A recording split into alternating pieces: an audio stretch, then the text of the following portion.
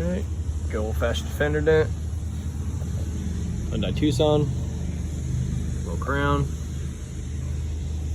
straightforward. Okay, here's a during. Kind of messy, right? So you can see the scratches still in there from the door. And now instead of most of the dent being down, this area, all right here, I pushed up down the center, the worst part. Now you can see all in the back, we call these crowns or eyebrows, metal actually protruding outward.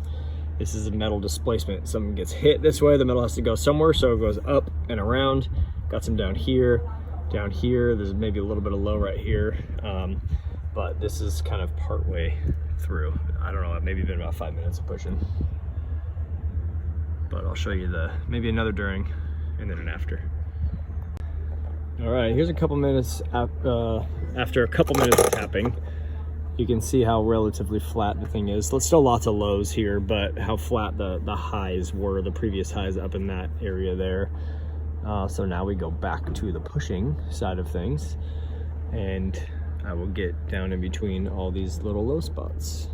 Like there, that whole area. And then probably lots more tapping, lots more pushing, and till it's flat. Okay, finished product. A couple little chips left in the paint that are not coming out because the paint's actually missing there. But if we get to the side, focus, come on. Focus there, you can see how flat it is in our light. Take the light away, move that out of the way. Natural reflection, solid.